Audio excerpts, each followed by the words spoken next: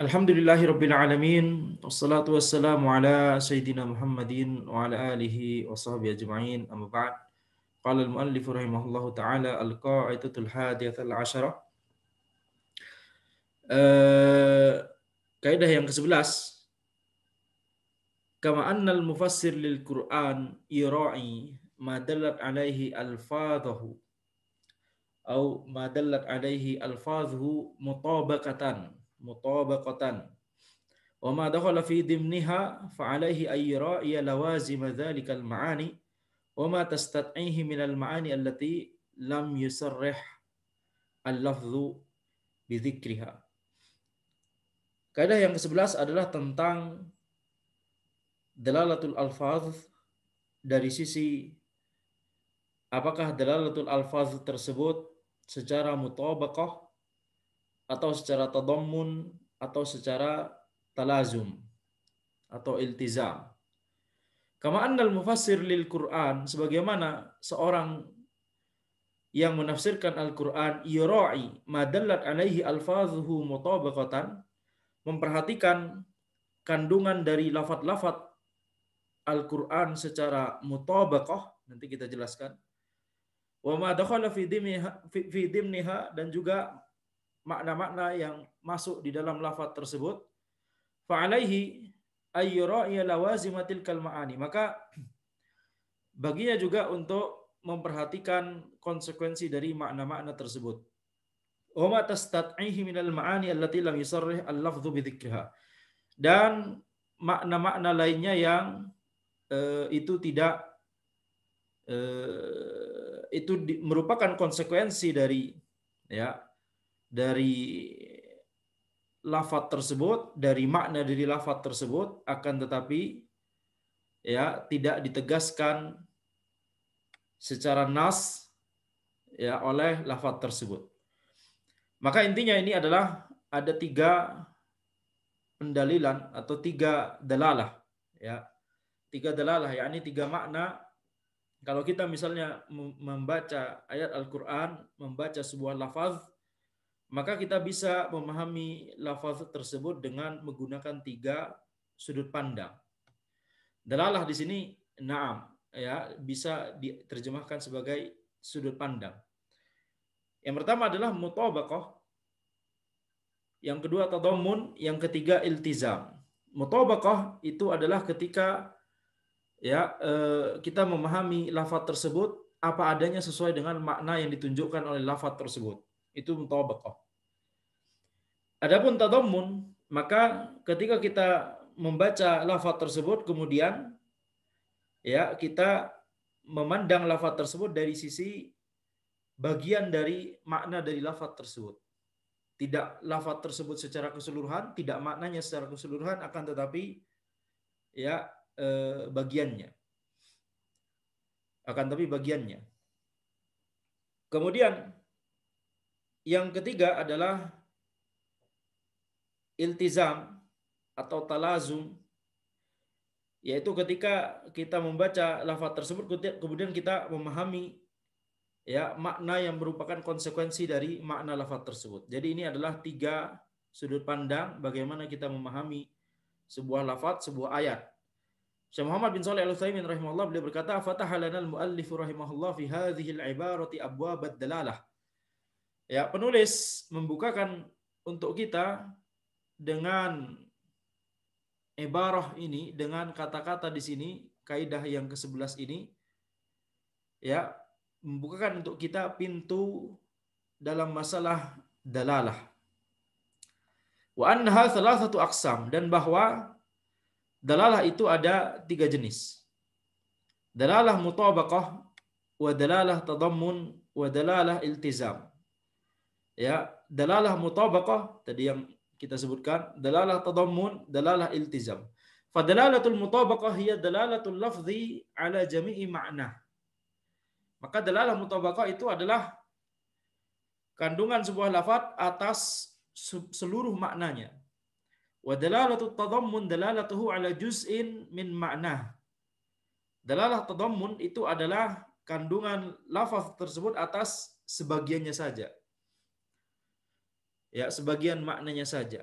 wa dalalatul iltizam dalalatuhu ala lazimi ma'na.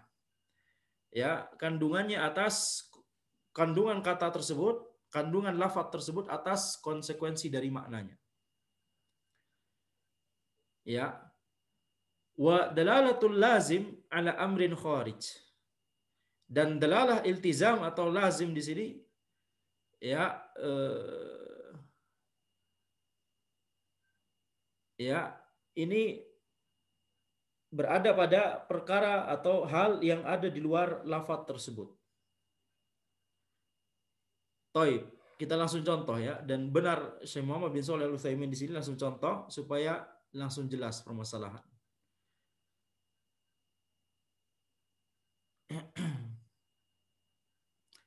Misal dzalika idza qulta hadhihi dar. Misalnya adalah ketika seseorang berkata ini adalah sebuah rumah. Fadalalatu hadhil kalimah ala ma fid dari minal ghuraf wal hujar wal fasahat wal hammamat wa ma asbaha dalalatu mutabaqah. Ya, dalalah mutabaqah. Ketika seseorang mengatakan ini adalah rumah, maka kalau ya ada orang kemudian terbayang berpikir ketika disebutkan kata rumah di sini, dia terpikir apa yang ada di rumah tersebut, kamar, ya, ruangan, kamar mandi dan seterusnya. Maka ini adalah dalalah mutabaqah karena itulah rumah. Kepikiran ya rumah secara keseluruhan gitu ya. Kepikiran rumah, maka ini dalalah mutabaqah. Tetapi kalau misalnya dia berpikir ketika disebutkan rumah, kemudian dia berpikir salah satu ruangannya atau salah satu pintunya, maka ini dalalah tadammun. Sebagaimana perkataan Syekh Al-Utsaimin di sini, wa dalalatuha ala kulli ghurfah bimufradiha dalalatu tadammun.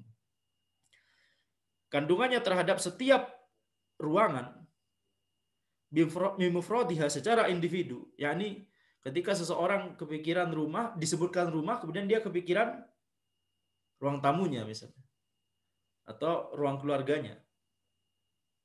Ya, maka ini adalah dalalah tadammun. Wa dalalatuha ala anna li hadhihi ad-dari baniyan dalalatul iltizam. Dan kandungan kata dar, rumah, terhadap bahwa rumah tersebut pasti memiliki ya orang yang membangunnya, para ya orang-orang yang membangun rumah tersebut, maka ini adalah dalalah iltizam. Ya, jadi semoga kita bisa terbayang apa yang dimaksud dengan dalalah mutabaqah, dalalah tadammun dan dalalah iltizam. Yani ketika ya seseorang berkomunikasi dengan orang lain, orang tersebut, orang pertama ya si A dan si B misalnya, biar gampang. Si A yang mengucapkan lafaz tersebut, tentunya dia memaksudkan untuk menyampaikan makna tertentu pada si B. Betul? Dia ingin mengkomunikasikan sebuah pesan kepada si B. Sehingga dia memilih lafaz yang sesuai dengan makna yang hendak dia ingin sampaikan tersebut. Nah, ketika si B mendengar lafaz tersebut, ketika B mendengar lafaz tersebut, maka B mendengar apa? Mendengar lafaz. Maka B kemudian ya terbayang makna di benak B. Nah, sekarang kita tidak sedang berbicara makna yang langsung muncul di benaknya B ya. Kita sedang berbicara bagaimana kalau B misalnya bisa pikiran yang langsung muncul di benaknya B, atau ketika B kemudian ya merenungkan lafaz tadi yang dipikirkan oleh si A dan seterusnya ya. Jadi akan muncul 3 kemungkinan pada benak si B. Antara dia memaknai lafaz tersebut secara mutabaqah atau secara tadammun atau secara iltizam. Contoh, kalau disebutkan kata rumah tadi, kemudian si B kemudian memahami rumah tersebut sebagai satu keseluruhan, ya rumah sebagai sebuah satu satuan keseluruhan, maka ini dalalah mutabaqah. Seperti misalnya kalau konteksnya, nah konteks itu membantu si B untuk memahami, dia harus memahami pakai mutabaqah, tadammun atau iltizam. Konteks membantu pendengar ya supaya dia bisa berpikir dengan benar gitu ya. Maksudnya berpikir. Jadi terkadang ketika menyebutkan sebuah lafaz, pengucap yaitu si A, dia dari awal dari yang orang yang mengucapkannya sudah langsung cenderung pada ya salah satu dari tiga dalalah ini. Biasanya yang paling banyak adalah dalalah mutabaqah. Seperti contohnya ketika si A bicara, ya harga rumah ini sekian ratus juta misalnya, atau sekian miliar misalnya, masya Allah. Harga rumah ini sekian.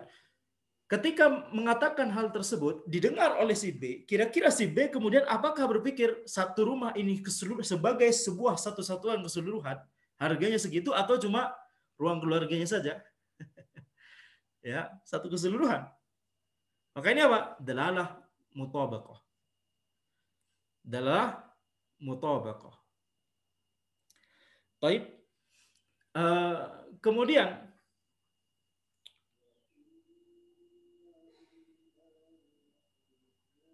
ketika ya kemudian ya si A kemudian mengatakan misalnya, Anda sudah kangen sekali kampus, ya kampus Anda bagus sekali, gitu kan? Kampus kita bagus sekali, gitu ya. Berbicara kepada si B. Si B kemudian ya langsung muncul suasana salah satu spot di kampus tersebut yang naam itu indah. Terus balik lagi ke spot yang lain, oh itu juga indah juga. Ya, sana juga, itu juga indah. Ya, jalan A itu indah ya. Jalan B, jalan C, ada yang menamai jalan dengan A, B, C. Maka itu dalalah tadammun.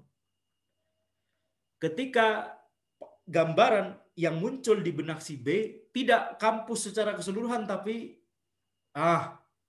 pojok sini, daerah dekat lab situ, daerah dekat perpustakaan misalnya, ya. Maka ini dalalah tadammun. Kemudian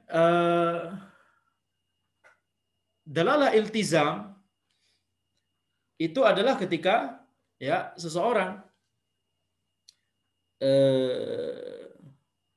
dia memikirkan konsekuensi dari lafaz tersebut. Ya, dia memikirkan konsekuensi dari lafaz tersebut. Seperti misalnya si B bertanya kepada si A, antum lulusan kampus mana? Kemudian si A menjawab, anak lulusan kampus X misalnya. Ya. Kemudian B yang mendengar kata tersebut atau nama kampus tersebut langsung berpikir, Masya Allah, si A ini pasti pinter. Itu dalalah iltizam. Gak ada di kandungan makna di X itu gak ada kandungan maknanya pintar, gak ada. Antum cari nama-nama kampus di Indonesia, nggak ada makna dari nama kampusnya itu sendiri pintar begitu ya, nggak ada. Kata pintar itu adalah konsekuensi dari ini kampus ini dikenal sebagai ya mahasiswa pintar-pintar gitu misalnya. Ya, jadi makna dari kata pintar itu tidak terkandung dalam kandungan dari nama kampus tersebut gitu ya, tetapi konsekuensi. Si B kemudian sudah mengaitkan itu dengan nama kampus tersebut misalnya. Ya. Maka bahkan walaupun misalnya ya nama kampus tersebut misalnya Universitas Pintar misalnya. Universitas Cerdas misalnya. Ya, maka kata cerdas di sini ya nama kampus secara keseluruhan Universitas Cerdas nggak ada kandungan maknanya kata cerdas gitu ya. Paham maksud Anda? Walaupun nama di dalam kampus itu adalah nama kampus itu sendiri adalah Universitas Cerdas. Kecerdasan mahasiswanya tidak terkandung di nama kampusnya. Paham maksud Anda? Itu adalah misalnya pengalaman atau hasil observasi atau ya data menunjukkan IPK-nya mahasiswanya, prestasi mahasiswa dan seterusnya. Ya. Jadi ini namanya dalalah iltizam. Ini namanya dalalah iltizam. Atau ketika kemudian antum kuliah di mana? Si A menjawab, anak kuliah di kampus X. Kemudian si B langsung terpikir, wah ini pasti nggak punya adab. Mahasiswa-mahasiswa ya. Maka ini dalalah iltizam juga. Hadhi anwa'ud dalalat as-salasah. Ini adalah 3 jenis dalalat. Wala syakka anna Allah idza fataha 'ala al-insani ma'rifat hadhihi dalalat fa innahu yahsulu 'ilman katsiran bi adillatin qalilah. Dan tidak diragukan lagi bahwa ketika Allah Subhanahu wa taala membukakan untuk seseorang pengetahuan tentang 3 dalalah ini, maka dia akan mendapatkan ilmu yang banyak walaupun dengan dalil yang sedikit. Walihadza tajidu ba'dal ulama istanbitu minal ayah ahkaman katsirah. Oleh karena itu ya sebagian ulama beristimbat dari ayat hukum-hukum yang banyak sekali. Dari sebuah ayat hukum-hukum yang banyak. Ya. Wa akharina la yastambituna minha illa ba'da hadhil ahkam. Sedangkan sebagian ulama yang lain tidak bisa beristimbat dari ayat yang sama kecuali hanya sebagian hukum tersebut saja. Kullu dzalika bima yaftahu Allahu 'alal insani minal fahmi fi anwa'id dalalah. Dan semua ini bergantung pada apa yang Allah bukakan untuknya, ya, pemahaman yang Allah bukakan untuknya, yaitu pemahaman tentang 3 jenis dalalah. Kemudian Syekh Sa'di rahimahullah berkata, wa hadhil qa'idah min ajalli qawaidit tafsiri wa anfa'iha wa tastad'i quwwata fikrin wa husna tadabburin wa sihhata qasdin. Maka kaidah ini adalah termasuk kaidah yang paling agung, kaidah tafsir yang paling agung dan kaidah yang paling bermanfaat. Dan kaidah ini juga membutuhkan kekuatan pikiran dan bagusnya tadabbur dan benarnya atau lurusnya niat ketika mentadabburi ayat dengan menggunakan 3 dalalah ini. Fa innal ladzi anzalahu huwal alim bi kulli syai' alladzi ahata ilmuhu bima tahtawi alaihi al-qulub. Ya, karena yang menurunkan Al-Qur'an itu adalah zat yang maha mengetahui atas segala sesuatu, yang ilmunya itu mencakup semua yang mungkin untuk dipikirkan oleh benak seorang hamba. Wa ma tadammanahul ma'ani, dan makna-makna yang mungkin untuk bisa dipikirkan oleh seorang hamba. Wa ma yatba'uha wa yataqaddamuha wa tatawaqqafu hiya alaih. Dan makna-makna yang mengikuti makna tersebut, atau makna-makna yang mendahului makna tersebut, atau makna-makna yang bergantung pada makna tersebut. Intinya semua makna, semua pikiran, semua konsekuensi yang terpikirkan, yang mungkin untuk terpikirkan oleh benak seorang hamba, itu Allah Subhanahu wa taala sudah mengetahuinya. Walihadza ajma'al ulama 'ala al-istidlali bil lazim fi kalamillahi li hadzal sabab. Oleh karena itu para ulama bersepakat atas bolehnya beristidlal dengan dalalatul iltizam untuk memahami kalamullah karena sebab ini. Paham maksudnya? Jadi kalau orang biasa, kalau orang manusia gitu ya. Kalau manusia yang menyebutkan sebuah perkataan, maka kita bisa memahaminya dengan dalalah mutabaqah seperti tadi, atau memahaminya dengan dalalah tadammun. Tetapi kita harus hati-hati ketika memikirkan makna dari lafaz tersebut secara iltizam. Itu kalau kita mendengar perkataan manusia, yakni manusia biasa selain Rasulullah Sallallahu Alaihi Wasallam, karena Rasulullah Sallallahu Alaihi Wasallam Perkataan beliau adalah wahyu dari Allah Subhanahu wa taala. Makanya tadi Anda sebut manusia biasa, ya. Jadi manusia secara umum perkataannya ketika sedang berkomunikasi dengan orang lain, kita sebagai pendengar, kita kita bisa pahami dengan dalalah mutabaqah, kita bisa pahami dengan dalalah tadammun, tapi dalalah tadammun pun juga terkadang ya tidak sepenuhnya tepat begitu ya. Tidak sepenuhnya tepat. Misalnya mengatakan kampus kita bagus sekali, ternyata ada spot yang kemudian berpikiran, oh di sana ya sampah banyak, gitu kan? Tidak sepenuhnya benar. Apalagi kelazimannya. Apalagi kelazimannya. Kampus kita bagus sekali. Lazimnya masyarakat di sekitar menganggap kampus kita juga bagus. Ternyata enggak juga gitu ya. Setelah kita melakukan interview, survei, tanya-tanya gitu kan, enggak juga. Sehingga dari sini ya, itu mengapa kita para ulama kemudian berkata lazimul qaul laisa biqaul. Konsekuensi dari perkataan bukanlah perkataan orang tersebut. Dalam rangka apa? Dalam rangka kita jangan langsung menisbatkan konsekuensi dari perkataan dia kepada orang tersebut. Harus cross check terlebih dahulu. Bisa jadi ketika dia mengucapkan perkataan tersebut, bisa jadi ya dia agak kepikiran bahwa kata-kata itu akan memiliki konsekuensi tertentu, sementara dia nggak setuju dengan konsekuensi tersebut.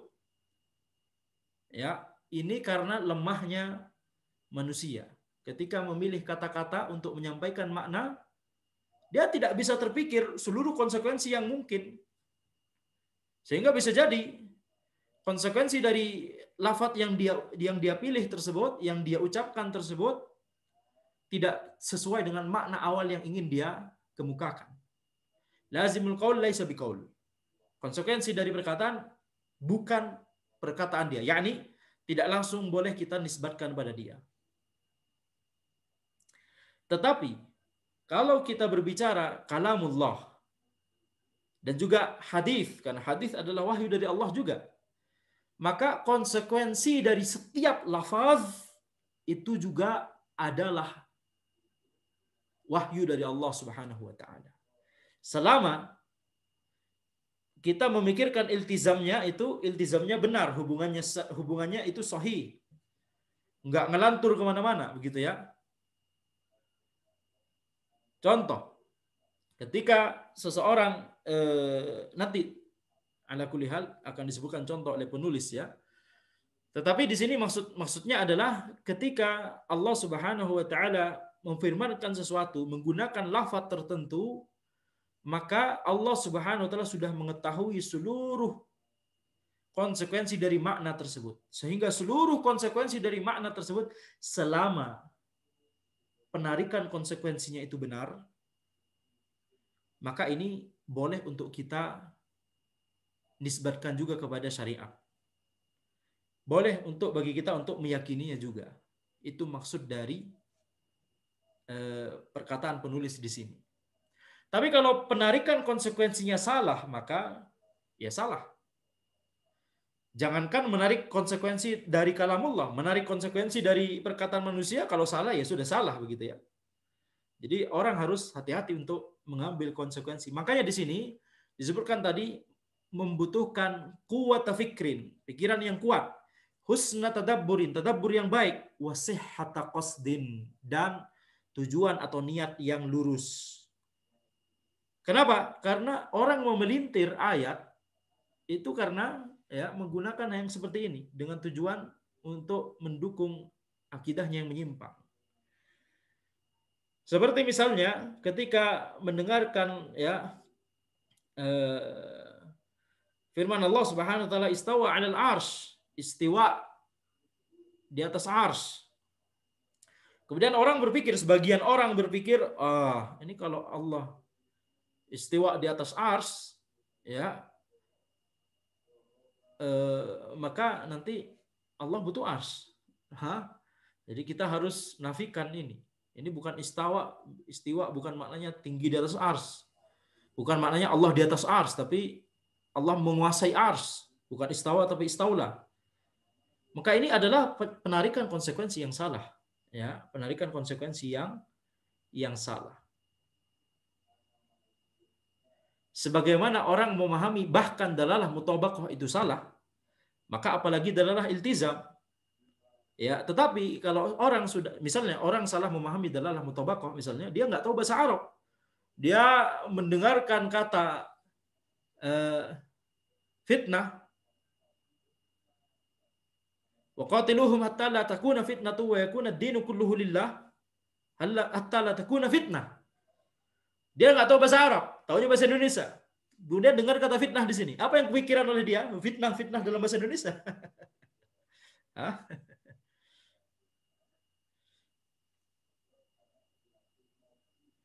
Ya, fitnah lebih kejam dari pembunuhan. Kenapa? Karena tidak tahu bahasa Arab. Ini berarti salah dalam memahami mana? Dalalah mutabaqah. Fitnah lebih kejam dari pembunuhan, dia pahami fitnah dengan dalam bahasa Indonesia. Padahal fitnah di sini adalah kesyirikan, kekufuran. Ya.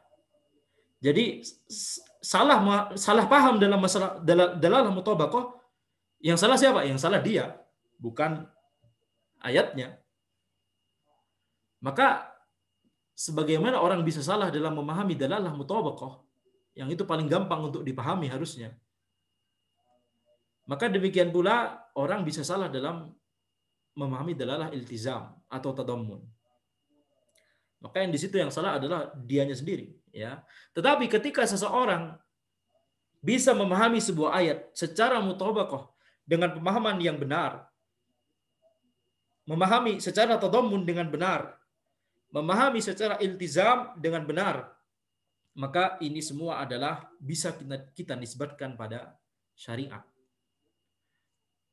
Kaidah lazimul qaul laisa biqaul tidak berlaku di sini. Ya, kecuali kalau kita pahami bahwa ya tidak boleh kita lazimul qaul laisa biqaul, yakni lazimul qaul yang iltizamnya salah. Kecuali kalau kita pahami demikian, maka benar gitu ya. Berlaku juga untuk kalamullah dan kalam Rasulnya sallallahu alaihi wasallam. Akan tetapi ya, makna dari kaidah tersebut bahkan itu sebenarnya untuk perkataan manusia. Bahkan ketika antum menarik konsekuensinya dengan benar, antum tidak bisa langsung nisbatkan perkataan itu pada pengucapnya sebelum cross check terlebih dahulu. Karena bisa jadi dia tergelincir menggunakan menggunakan diksi tersebut sementara dia tidak memaksudkan konsekuensinya.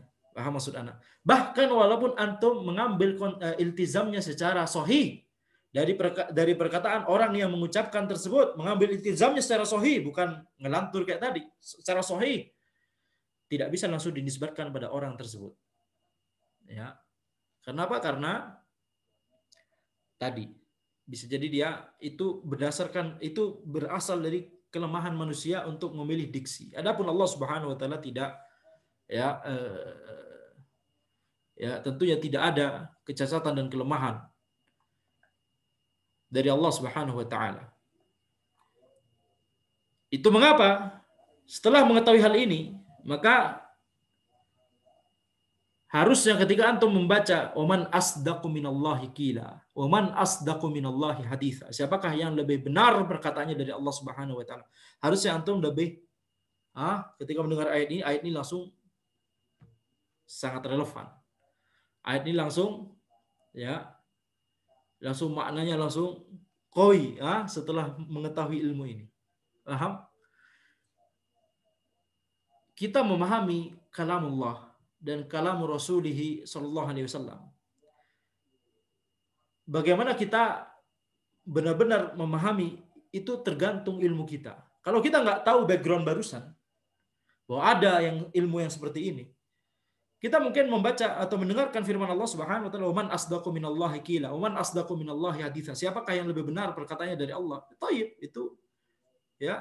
Kita setuju ayat tersebut tentunya dan selesai gitu ya. Tapi ketika kita mengetahui ilmu ini, maka ayat tadi ya seolah-olah kita mendengarnya baru pertama kali. "Wa man asdaqu minallahi qila, wa man asdaqu minallahi haditha." والطريق إلى سلوك هذا الأصل النافع أن تفهم ما دل عليه اللفظ من المعاني فإذا فهمتها فهما جيدا ففكر في الأمور التي تتوقف عليها ولا تحصل بدونها وما يشترط لها وكذلك فكر فيما يترتب عليها وما يتفرع عنها وينبني عليها ولا تزال تفكر في هذه الأمور حتى يصير لك ملكة جيدة في الغوص على المعاني الدقيقة. Jalan untuk mengaplikasikan kaidah yang sangat bermanfaat ini adalah engkau memahami kandungan dari sebuah lafaz, kandungan makna dari sebuah lafaz. Jika engkau memahami dengan makna yang baik, kemudian pikirkanlah ya perkara-perkara yang makna-makna yang bergantung pada makna lafaz tersebut, makna-makna yang tidak mungkin terjadi tanpa adanya makna dari lafaz tersebut, atau makna-makna yang merupakan syarat dari lafaz tersebut. Ya, demikian pula engkau memikirkan konsekuensi dari makna tersebut, kemudian cabang dari makna tersebut, makna-makna lain yang dibangun di atas makna tersebut. Kemudian engkau memikirkan ya lafaz-lafaz yang ada di Al-Qur'an dan Al-Hadis seperti ini, hatta yasira laka malakah jayyidah, sampai engkau mendapatkan sebuah keahlian, sebuah kompetensi yang baik, keahlian yang baik dalam masalah ini, dalam ya menyelami makna-makna yang sangat dalam ini. Fa innal Qur'ana haqqun walazim al-haqqi haqqun. Karena sungguhnya Al-Qur'an itu hak dan konsekuensi dari al-haq itu hak. Ini benar. Konsekuensi dari al-haq itu hak. Tapi masalahnya kalau ini perkataan manusia, kita tidak bisa pastikan perkataan dia itu al-haq. Bisa jadi dia salah ngambil diksi, salah menguntai kata, salah merangkai kalimat. Ya, jadi itu bukan al-haq. Tapi kalamullah al-haq. Al-Quran hak. Walazimul haqqi haqqun. Konsekuensi dari al-haq itu hak. Wa ma yatawaqqafu 'alal haqqi haqqun. Dan makna yang bergantung pada al-haq itu juga haqqun. Wa ma yatafarra'u 'alal haqqi haqqun. Cabang dari makna yang al-haq tersebut adalah haqqun juga.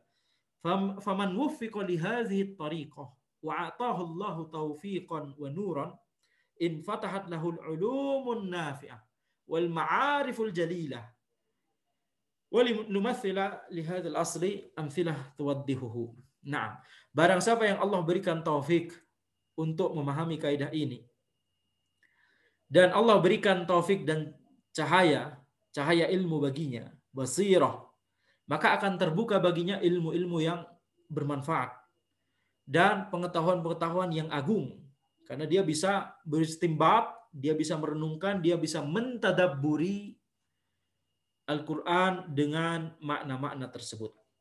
Dan kami akan berikan contoh terhadap kaidah ini, beberapa contoh yang bisa menjelaskannya biiznillah. Minha fi asma'ihi al-husna. Di antara contohnya adalah tentang al-asma al-husna, yaitu Ar-Rahman Ar-Rahim. Lihat bagaimana Syekh Sa'di rahimahullah, beliau ketika memberikan contoh langsung ke akidah, contoh akidah, langsung contoh tentang nama Allah Subhanahu wa taala ini, ya, ini yang harus kita contoh dari beliau. Ini yang harus kita teladani dari beliau. Kaidah untuk menafsirkan Al-Qur'an, ketika mau diberikan contoh, langsung contohnya ke mana? Contohnya ke masalah akidah, masalah nama Allah Subhanahu wa taala. Kalau itu memang bisa diterapkan ke ya lafaz-lafaz yang mengandung nama Allah atau sifat Allah. Ya, ini adalah bentuk pendidikan beliau terhadap para murid beliau dan orang-orang yang mengambil manfaat dari ilmu beliau hingga akhir zaman biiznillah, yaitu apa? Masalah akidah penting sekali. Misalnya nama Allah Subhanahu wa taala Ar-Rahman Ar-Rahim, fa innaha tadullu bi lafdhiha ala wasfihi birrahmah wa sa'ati rahmatihi. Fa idza fahimta anna ar-rahmah allati la yushbiha rahmatu ahadin hiya wasfuhu thabit wa annahu awsala rahmatahu ila kulli makhluqin wa lam yakhlu ahadun min rahmatihi tarfata 'ain, arafta anna hadzal wasfa yadullu ala kamali hayatihi wa kamali qudratihi wa ihatati ilmihi wa nufudhi masyiatihi wa kamali hikmatihi.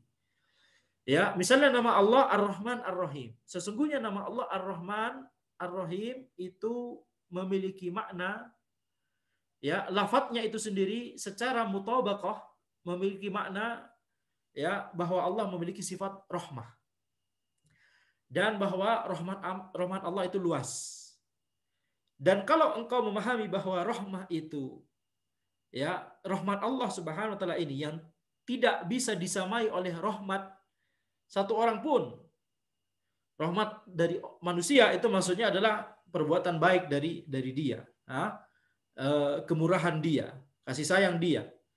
Ketika rahmat Allah, ketika kita paham bahwa rahmat Allah Subhanahu wa taala itu tidak bisa disamakan dengan rahmat, ya, siapapun dari makhluknya, ya.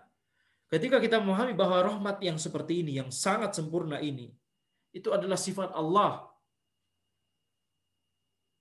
dan bahwa Allah Subhanahu wa taala memberikan rahmatnya kepada seluruh makhluk, sementara rahmat dari salah satu makhluknya, rahmat dari manusia gak mungkin bisa diarahkan kepada seluruh makhluk, tapi rahmat Allah diarahkan kepada seluruh makhluk, dan tidak ada orang satupun, makhluk satupun sama sekali yang tidak bisa hidup sedetik pun kalau tanpa menerima rahmat dari Allah.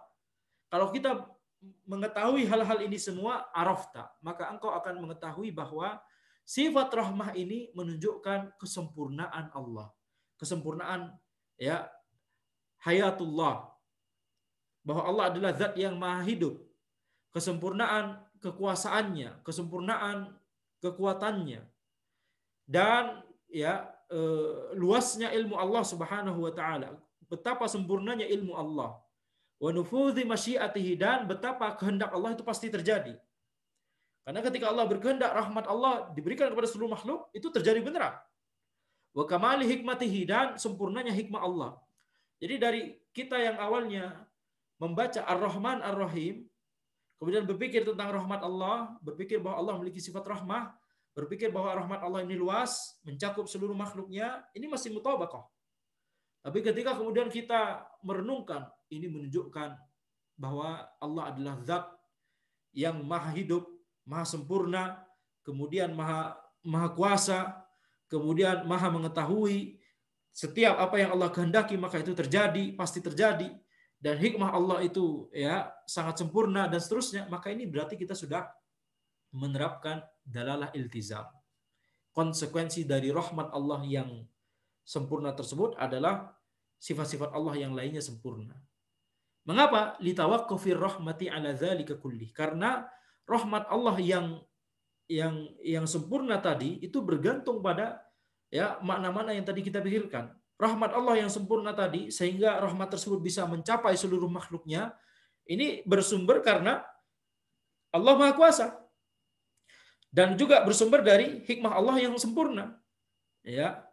Tsumma stadlalta bi sa'ati rahmatihi ala anna syar'ahu nurun wa rahmah.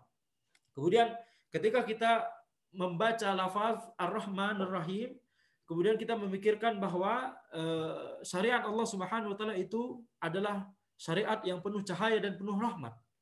Awalnya berpikir tentang rahmat Allah, tapi kemudian berpikir tentang, ya, bahwa syariat Allah, ketetapan Allah ini penuh rahmat.